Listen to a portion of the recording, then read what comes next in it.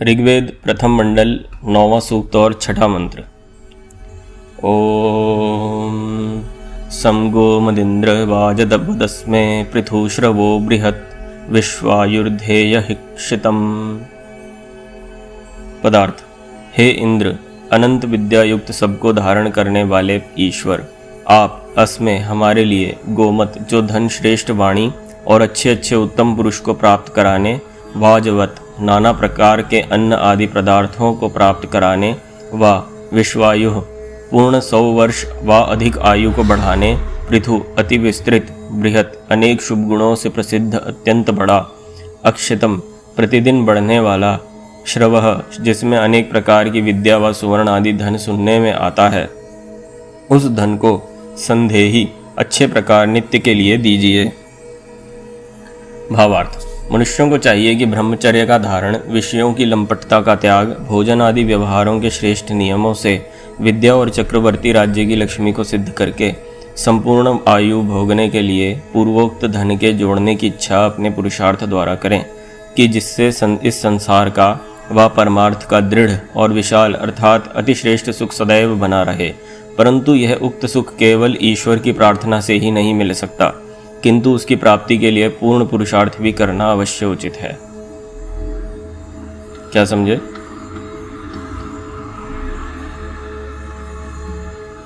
हमें ईश्वर की आज्ञा से धार्मिक होकर के पुरुषार्थ करना चाहिए अपने सुख के लिए। और हमें ये है, मतलब जो सुख है ईश्वर की आज्ञा से ही नहीं मिलेगा, ईश्वर की प्रार्थना से ही नहीं मिलेगा, बस हमें पुरुषार्थ भी करना होगा। सही बात है। विशाल ध्रुव सेम है। एक चीज़ इसमें बहुत ध्यान देने वाली है, इसमें एक शब्द आया है अक्षितम, प्रतिदिन बढ़ने वाला।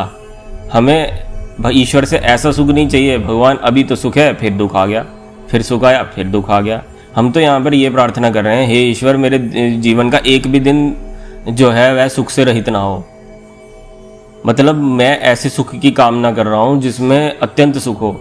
ये बात इस चीज़ का खंडन करता है। जैसे कुछ लोग कहते हैं ना, अरे संसार तो क्लेश है, संसार में तो बिना क्लेश के रहा ही नहीं जा सकता, संसार में तो ये है, संसार छोड़ो, ये करो वो करो।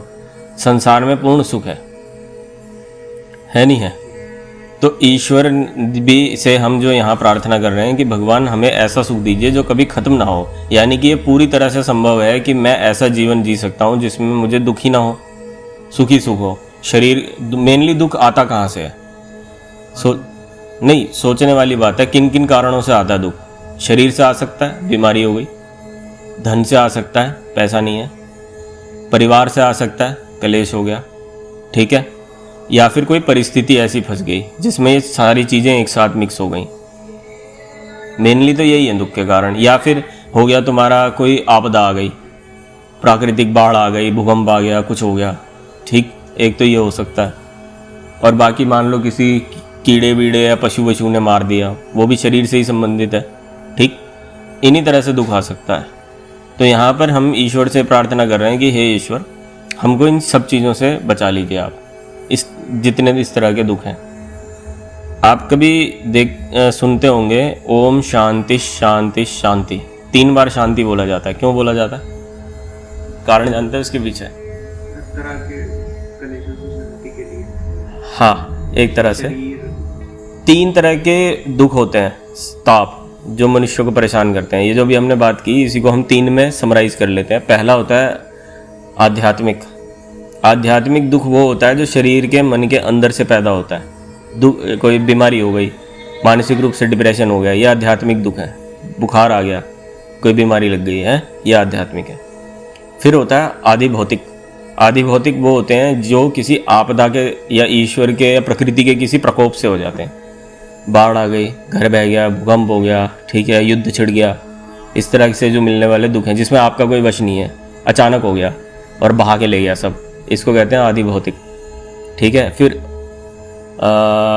होता है इसको कहते हैं आदि दैविक, ठीक है, दैवीय प्रकोप हो गया, इसको आदि दैविक कहते हैं। अच्छा, आदि भौतिक हो गया जो हमें दूसरों के कारण हमें मिलता है, ठीक है, जो चेतन सत्ताओं से हमें दुख मिलता है।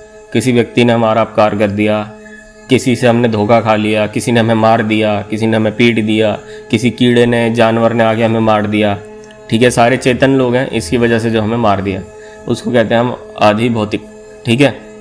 इन 3 तरह के दुखों की शांति के लिए हम बोलते हैं ओम शांति शांति शांति, कि इन 3 तरह के दुख हमें ना मिले, ठीक है। तो इस मंत्र में हम यही कह रहे हैं कि हमें ईश्वर ऐसा दीजिए कि अनंत सुखी सुख हो। अच्छा, मनुष्य फिर जैसा मन में सोचता है ना वैसे ही उसके साथ हो भी जाता है। आपसे हमने एक बार पहले भी चर्चा की थी कि मनुष्य जैसा अंदर सोचता है ना सबकॉन्शियस माइंड में, अगर आप सुख सुख के लिए सोचोगे ना, मेरे पास सुख हो सुख हो सुख हो, तो आपके पुरुषार्थ भी वैसे ही होंगे अपने सुख बढ़ाने वाले। अगर आपको सुख चाहिए तो किसी को कहना ही नहीं पड़ेगा, आप जाकर वेद की वाणी सुनोगे, आप वैसे कर्म करोगे तो सुखी बढ़ जाएंगे आपके शरीर जीवन में। तो वैसा ही हम ईश्वर से कह रहे हैं हमारे शरीर में या पूरे जीवन में कभी दुख ना हो। अच्छा, और दूसरा ये कि आप ये सारा जो सुख है ये बिना पुरुषार्थ के तो संभव नहीं हो सकता, ठीक है। तो इसमें एक इच्छा प्रकट की गई मंत्र में कि मेरे जीवन में केवल सुख ही सुख हो, और ये पूरी तरह से संभव है कि हम सुख से जी सकें। कोई ये कहे कि नहीं भाई साहब संभव ही नहीं है, दुख तो आएगा ही आएगा, तो दुख उसी के साथ आएगा जिसके ज्ञान में कमी होगी, जो गलत कर्म को सही समझता होगा, समझ रहे हो। जैसे आपसे कहा जाए कि आप योग कीजिए, आत्मा की उन्नति कीजिए, ओम का ध्यान कीजिए, ठीक है, लेकिन आप चले गए किसी मज़ार पे, ठीक है, वहाँ माथा रगड़ रहे हो पकड़ के, और आप उस चीज़ से मांग रहे हो जो निर्जीव है, आपके जीवन में सुख बढ़ेगा दुख बढ़ेगा? दुख बढ़ेगा, क्योंकि आप स्वयं जीवित हो या मृत हो। मृत श्रेष्ठ है या जीवित श्रेष्ठ है? तो जीवित अगर मृत के पास कुछ जाके मांगेगा तो उसके जीवन में सुख बढ़ना चाहिए दुख बढ़ना चाहिए। तो अगर आप जीवित हो तो आपको अपने से बड़े किसी जीवित से सहायता मांगनी पड़ेगी। अगर आपको मोदी जी से काम करवाना है तो मोदी जी के पुतले से आप शिकायत करोगे या मोदी जी से शिकायत करोगे? क्यों शिकायत करोगे? पुतले से क्यों नहीं करोगे मोदी जी के? मैडम टुसॉड में उनकी मूर्ति लगी है, वहाँ चले जाओ, पुतले से कुछ नहीं होगा, सीधी सी बात है। तो आपको चेतन तो चाहिए ही ना, जो आपकी तरह सोच सकता हो या आपसे ज़्यादा सोच सकता हो, वही आपकी मदद कर पाएगा, और कौन मदद करेगा आपकी? अच्छा, वह जो है वह सबसे निकट आपके अपनी आत्मा के भीतर है। आंख बंद करो, थोड़ा सा ध्यान लगाओ, वह प्रकट हो जाता है, वह वहीं सुनता है बिल्कुल आपकी बात, आपके साथ हमेशा है, सदैव है। अभी हम बात कर रहे हैं, हमारे साथ भी है अभी इस समय, जो इस ऑडियो को बाद में सुनेगा उसके साथ भी है वहीं पे। तो उसको छोड़कर यदि हम कहीं पर जाएंगे तो हमारे को दुख मिलेगा। तो इस तरह के सही ज्ञान पर हम लोगों को आना चाहिए, और सही जगह पर अगर हम कार्य करेंगे तो हमें सही रिजल्ट तभी मिल पाएंगे, ठीक है। कोई प्रश्न? ओ